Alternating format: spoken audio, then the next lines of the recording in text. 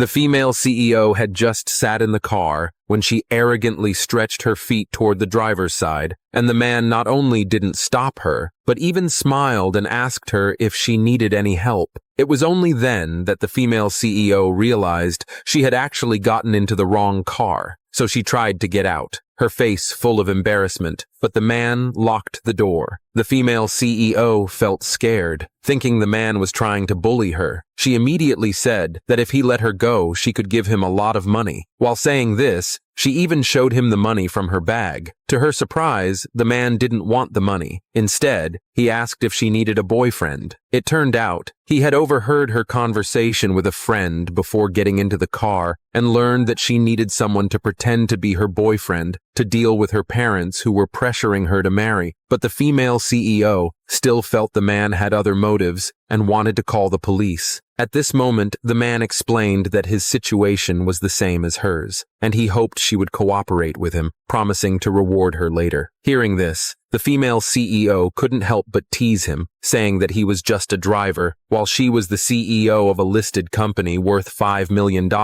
What could he possibly do to reward her? The man casually replied that $5 million was just pocket money for him for a day. The female CEO thought he was bragging, but then realized she really needed a fake boyfriend. So she agreed to his proposal, and they went to get a marriage certificate. Little did she know, the man wasn't boasting, and his identity was not simple. His older sister, Alice, was the owner of the largest business association in the country. His second sister, Anna, was the CEO of the first consortium. As for the man, he was the sole heir to the family. The reason he was in such a hurry to find a wife was because his two sisters had given him an ultimatum today, demanding that he get married today. So their objectives were met. The female CEO immediately took the man home to deal with her parents, but to her surprise, her parents had already found a suitable husband for her, a rich young master named John. When they saw the man she brought home, dressed plainly, they were very dissatisfied. They told her that only by marrying John could their family cooperate with the first consortium. The female CEO refused and said she had already married the man. Then, the man immediately took out their marriage certificate, but they didn't expect that John didn't get angry but was instead very excited, saying he actually preferred married women.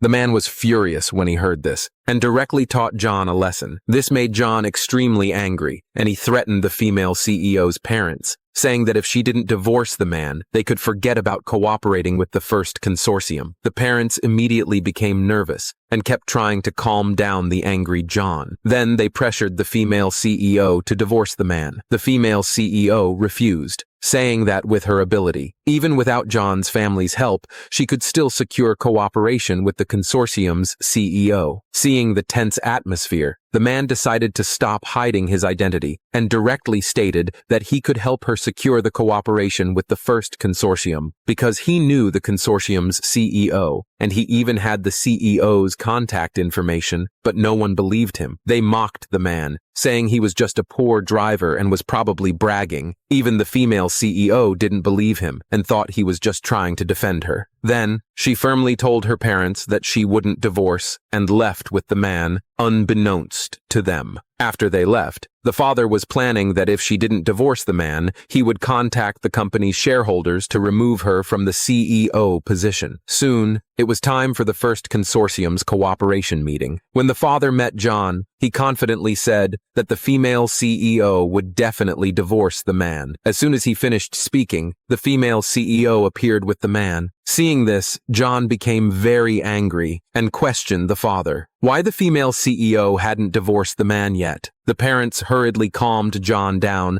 saying it was the man who wanted to stay with the female CEO because of his greed for wealth. The father told the man that they would never accept him as the female CEO's husband. The man helplessly told the father that with his abilities, he would definitely help the female CEO secure the cooperation with the first consortium. Before he could finish speaking, John interrupted, saying the man was just bragging, and that with just one phone call, he could teach the man a lesson. Little did he know, it would be him who would get the lesson, because at that moment, Anna, the CEO of the first consortium, had already received word that the man was being bullied by John, and she was planning to teach the person who offended her brother a lesson. Meanwhile, the man was not afraid of John's threats. and even arrogantly said that John didn't have the right to threaten him. The female CEO, worried the man would suffer revenge from John, directly declared that the man was her husband. Seeing how determined the female CEO was, the father stopped hiding and threw a dismissal letter at him, threatening that he had already teamed up with the shareholders to remove her from the CEO position. The female CEO couldn't believe that her parents would treat her this way. She explained that even without John, she could still secure cooperation with the first consortium. At this moment, John sneered and said that he had already gotten help from Jerry, the manager of the first consortium, and that only he would cooperate with Anna. The man comforted the female CEO, saying that as long as he wanted to, he could fire Jerry any time. When Jerry saw the man acting so arrogantly, he immediately wanted to teach him a lesson. Just then, Anna finally arrived. Jack immediately stepped forward and started accusing the man in front of Anna, but to everyone's surprise, Anna didn't listen to Jerry at all, and instead walked over to the man. What shocked everyone was the man actually called Anna's sister.